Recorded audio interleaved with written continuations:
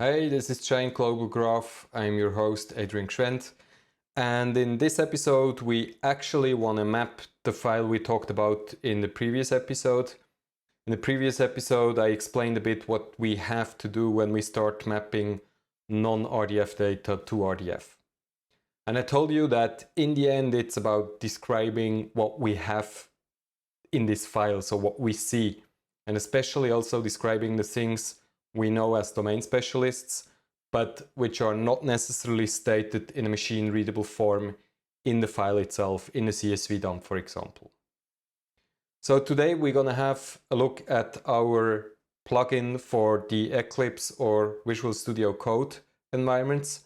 We call this plugin Expressive Rdf Mapper. There is a homepage here, which I will link in the show notes, where you can download and install the plugin on your existing Eclipse or Visual Studio Code installation. I will show you the example based on Eclipse because the best support for the mapping is in there. You can do it in Visual Studio Code as well, but you get a little bit less support by the IDE. But first, let's talk about what we actually built here. This tool, this plugin, is based off an idea of another colleague of mine, Michael. He told me actually a while ago that there is this thing which you call domain-specific language. And domain-specific languages is basically something like a subset of a full programming language. But it's domain-specific in a way that it's only a language which can express what you want to express in this domain. So this is something neither of us invented. This exists for a while, and there is actually an Eclipse framework called Xtext, and the work we did here is based on this Eclipse framework. What Michael started doing is doing a domain-specific language which allows you to express mappings from non-RDF data to RDF. And I talk about multiple things here. We can have XML files, CSV files, JSON files, complete relational databases, whatever you have in your environment. We also don't execute the mapping. We use existing mapping languages, and the domain-specific tool, the XRM mapping tool, gives you a way to easily generate the output formats you need for these tools. Let's have a look at the existing languages. This, for example, is a snippet for a R2 RML mapping. This is one of the standards we support as output. And as you can see, this is quite verbose and it's quite hard to read what actually happens in here. When you try to read that as a human, you need to have a look at the specification of R2 RML to understand what really is described in a machine-readable form in here. So again, we will still use that, but this, for example, is one of the possible outputs of our tool. In the tool, or in the mapping we are going to do, we will use a CSV standard, which is called CSV on the web. So this is a W3C standard, which gives you also a way to express mappings from CSV files to RDF in a generic way.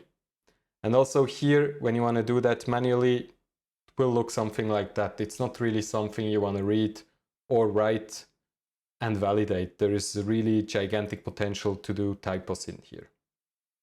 So let's go back to our tool. Actually, that's the whole point of it. This tool dramatically simplifies mapping non-RDF data to RDF, because it takes away all the syntax-specific stuff of these mapping languages, and it gives you a very simple language which you can almost read as a sentence and you will understand what you did.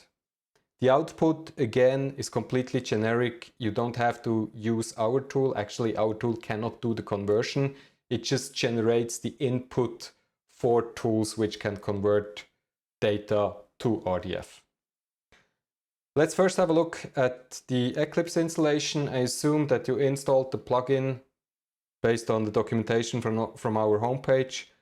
And when you did this, you can go to installation details in Eclipse and you should see something like that. You see a plugin from Sasuko, that's us. And here it's called RDF Mapping DSL. It might be called XRM mapping right now. Now we do an empty project in Eclipse. So just choose a generic project. Don't take anything else. Give it a name, let's say energy provider. I do that in the default workspace of my Eclipse installation. And now we can create the file in here. And the important thing here now is that the file has a .xrm file extension. I will start with the source file. So technically you could do all the stuff I show in multiple files in one single file. Actually in our examples, most of them use only one single file. I like to separate things a bit, especially when you have larger projects. It's nice when you have the different things of the mapping separate in separate files. It's easier to maintain. So I start with a file which I called sources.xrm. And now Eclipse asks me, do you want to convert this project to a Xtext project? And the answer here has to be yes, because only like that we get the support of the auto-completion of this tool. Okay, so the cool thing here now is that I could use auto-completion to really bootstrap this stuff. If I don't know what to do, I press Control Space, and then it basically tells me what I can do from a language point of view at this level in the document. And I already know that I have to define a logical source, like a source file we're gonna work with. So I can choose that and it gives me that. And again, when you did the first step, you can continue with Control Space and it tells you what to do. You have to name this thing. Let's call this energy provider. And then what's the next thing? Wrapping it. We now shortcut that. We have a look at the examples which we provide. You can check them out in this GitHub repository. This is the airport example. And let's choose the airport sources because I know that's also a CSV example. And copy paste is a beautiful thing. So let's copy that and replace the stuff we did with what we had in the buffer. So you see that we have a logical source. We call this energy provider. And apparently it's of type CSV. That's what we have as well. And it has a source URI. We will have a look at that later. For the moment, we just delete that.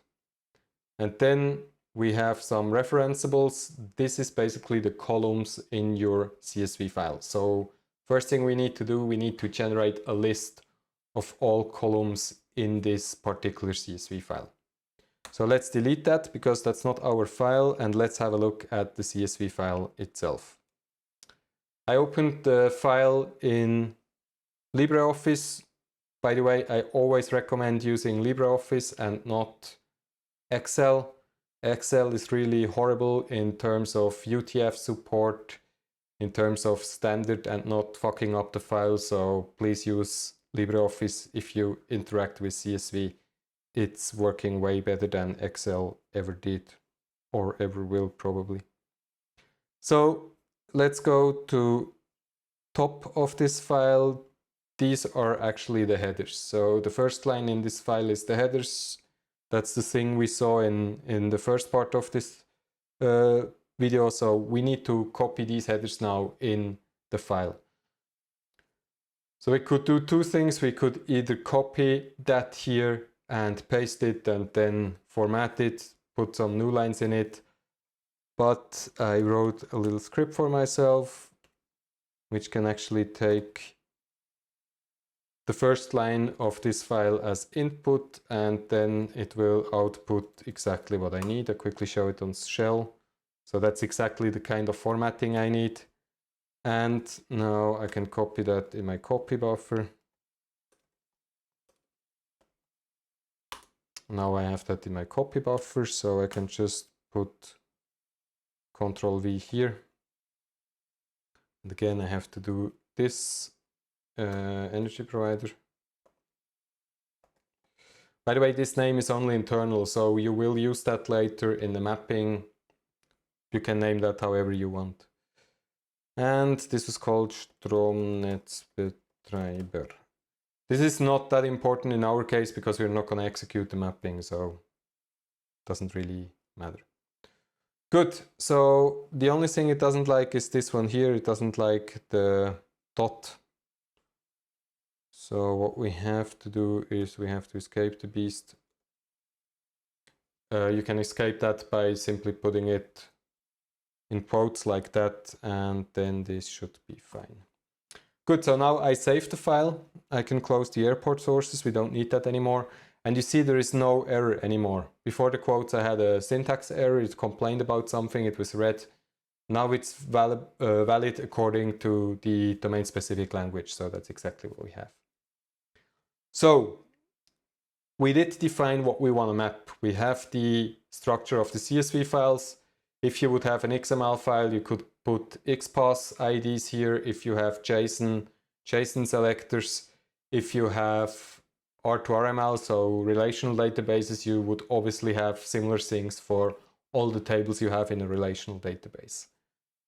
This can all be generated. I'm not going into that. If you need generators for stuff, please talk to us. We have introspection for example, relation databases for this kind of stuff.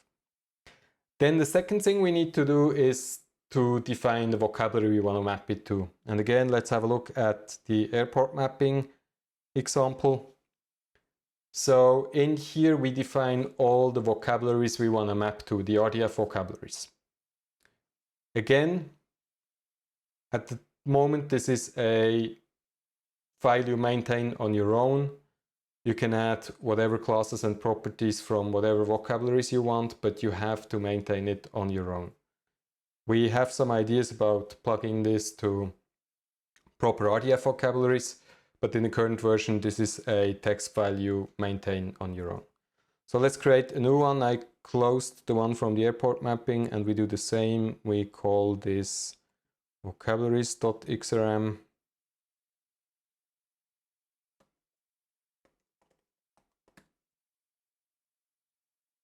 And we start with an empty sheet. Control space gives you the options again, and you see you have an option vocabulary in here. But again, I'm lazy, I like copy paste, so I prepared a file with the vocabulary I want to start with. This is this one here. Let's copy that.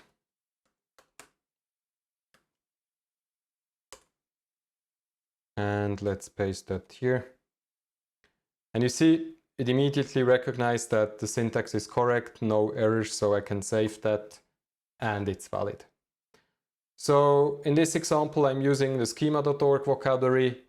If you are unsure what this means, you simply copy that. You go in a web browser, you go to schema.org, you can, for example, paste it here, and you see the schema.org definition of an organization. So this is a very generic organization. We could go into more specific details, but for the sake of this mapping, that's perfectly fine. The same is true for the properties. So let's say we have a look at address. Now you can shortcut, you simply copy paste it here. And it will tell you the address is the physical address of the item. So very, very basic. We just map to that. And that's pretty much it. What I usually do is I have an example org namespace. Let's quickly create that. I usually call this EX. And I say my prefix is EX and I point to example like this. This is very nice when you don't know yet where you want to map to stuff. In this editor, you cannot have stuff which is not defined. Everything you want to use needs to be defined. So this is basically my work in progress schema dump, where I simply add classes and properties I couldn't find somewhere else, or I didn't bother finding somewhere else yet, but I want to map data to it. So this is very nice for prototyping. You simply add some properties to the namespace, and we will then see what we will need in here. We will most likely miss something. Good, I saved this. I didn't define neither classes nor properties, but it's valid from a syntax point of view. That's perfectly fine. Now the last file for this mapping is the mapping file. Again, new file, and I call this mapping.xrm. Again, it's completely up to you how you call these files. The toolkit will index all the files you generate, and it will give you auto-completion based on the definitions you did in these files. Okay, now we really want to do the mapping, and let's quickly have a look at the airport mapping example. Here it's a bit differently named. So the first thing we apparently need to define is what's the output format we want. And I told you we implement different kind of output formats. We implement CSV on the web output or input. We support R2RML specification, and we support the RML specification. This is very nice for CSV, XML, and JSON files, for example. So depending on what engine you want to use for executing the mapping in the end, you have to choose a different output format. In our example, we will play with that. Let's try, for example, with output RML for a start. So let's do it like this. And then we see that we really start with the mapping itself. So apparently we have a map, and then we do something. And again, now you can really benefit from the auto-completion. The tool will really support you in this step. So let's go here, and we learned we have to do a map. So let's press M command space, and it already tells me map. Great, what was there? Oh yeah, I need to give a name.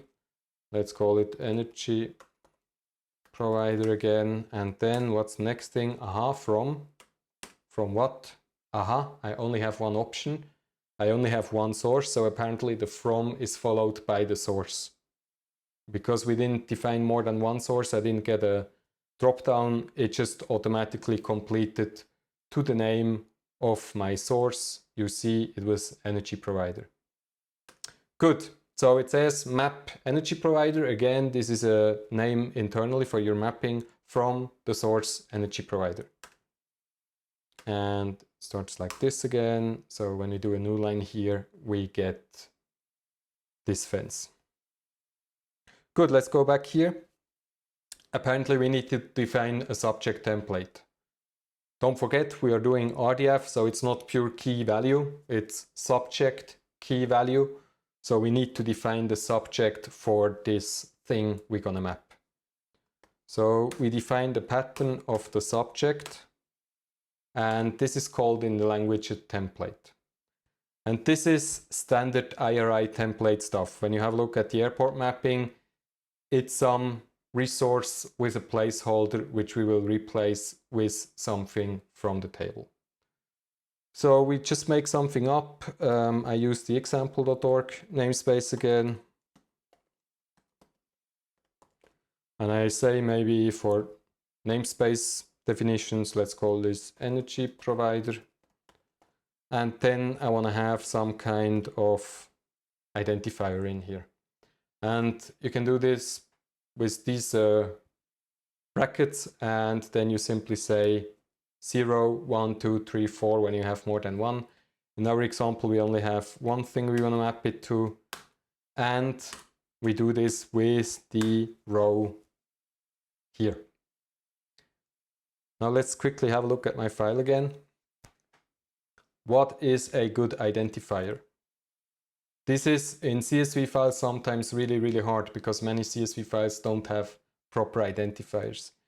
If the data is coming from a relational database, you have some keys. You might use the keys if you don't mind that they are used outside of your database. But in this particular example, we have a really nice identifier. It's called VSE ID, and every single energy provider has its own ID. So we don't have to think too much about the mapping here. We will use this column VSE ID for the mapping. So again, you get auto completion. It knows the columns because we defined the source. We said from energy provider. So it will only give you drop-down options from the particular source you are working with right now.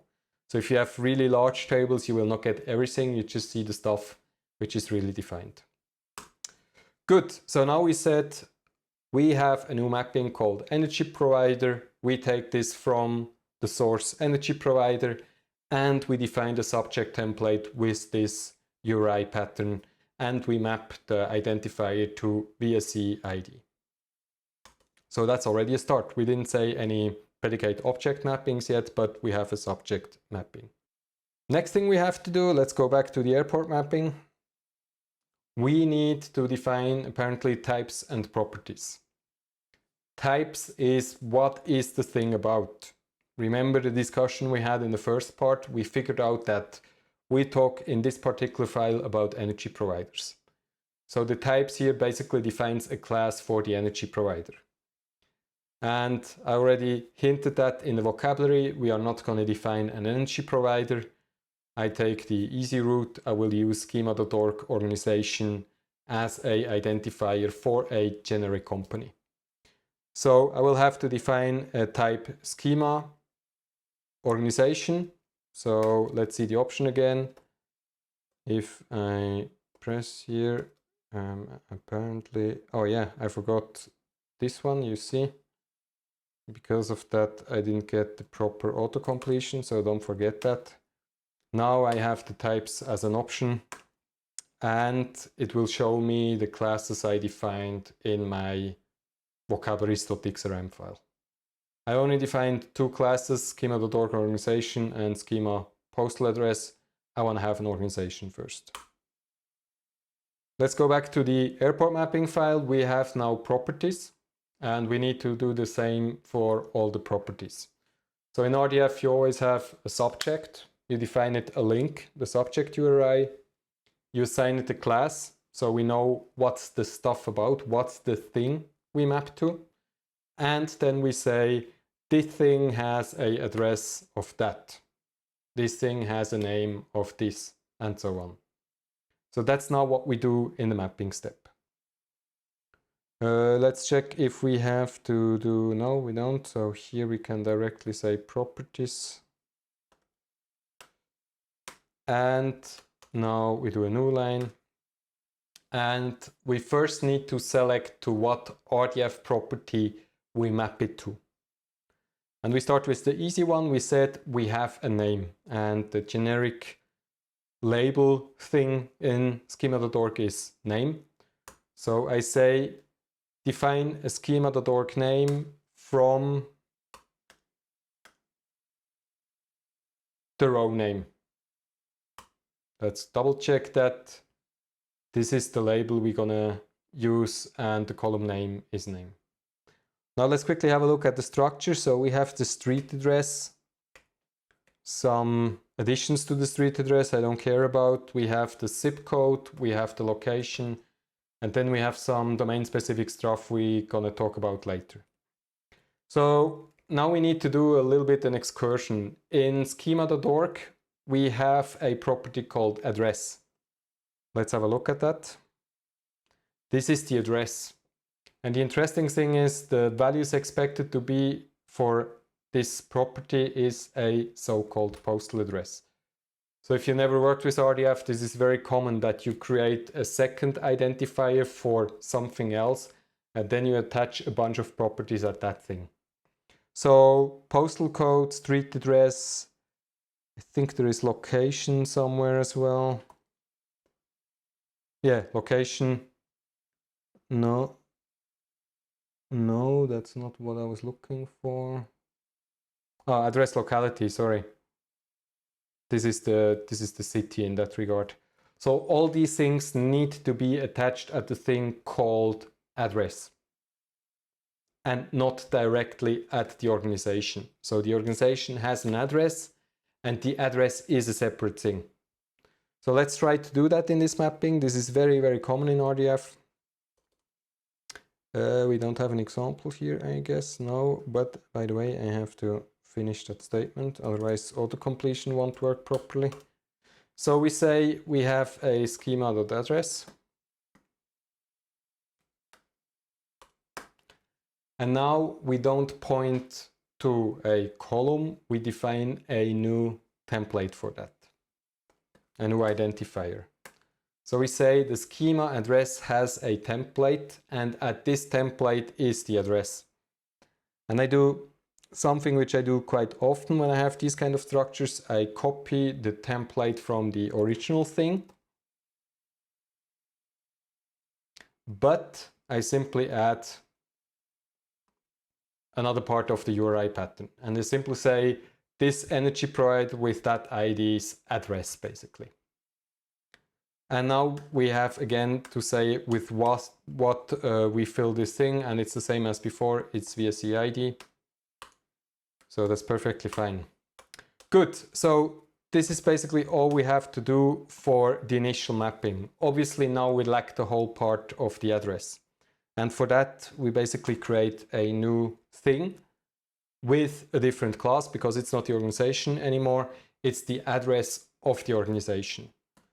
So you do exactly what you did before. You say energy provider address, for example, and the source is the exact same thing. It's still the energy provider. And the thing has a template, as we just figured out. It's this one here. So we copy that line completely. And you remember when you do autocompletion, you get subject. So you say subject template is this thing with the VSE ID as template. Now we need to define the type, and it's not a organization, it's the address, the postal address of this organization. Again, when you go back to schema.org here, it's of class postal address. That's exactly what we want. Good. Now we have properties again. And now you can really add the things which are attached to the address itself. So let's quickly have a look at what we had. We had the postal code, we had the street address, and we had the address locality. That's the things I found in this file. So I can say street address, and then I should get a from, and I think that was in the file address, yeah. So the address is actually the street. So we call this address. Good. And then we have schema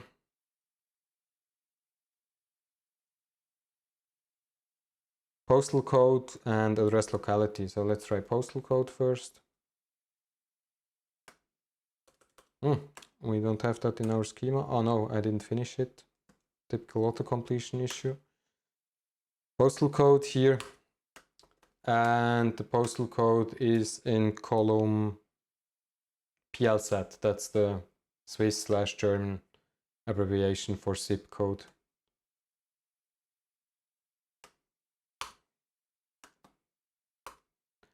And we had a location,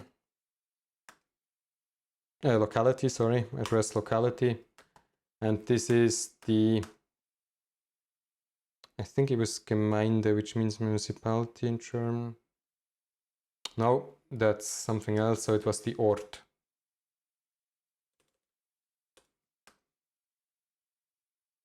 Yeah. Good, that's it. When I save this, I don't have an error anymore.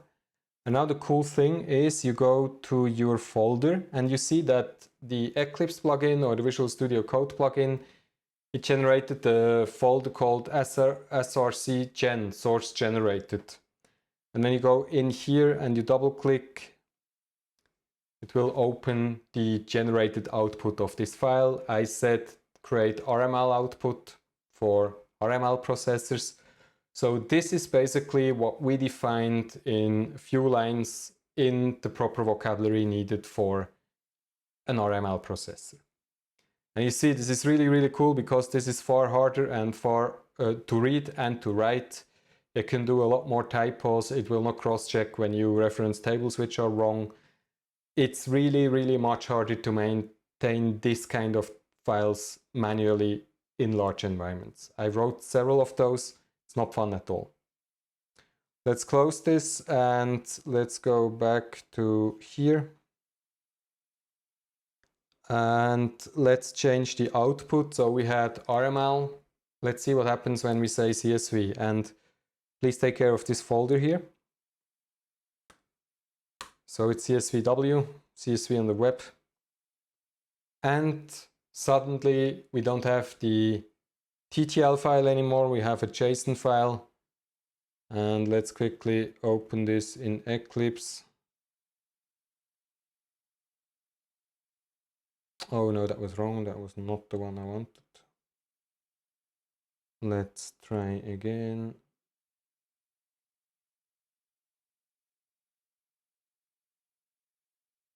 Now we get the CSV on the web definition for the same output. Again, this is not something you want to do manually. You can do that manually, but it's much, much faster and much more fun to do in this domain-specific language. And I think that's it as a start. We will have more episodes where I show you how we convert these things, but let's start with defining these kind of mapping files. Have fun, and if you have questions, see in the show notes where you can direct them.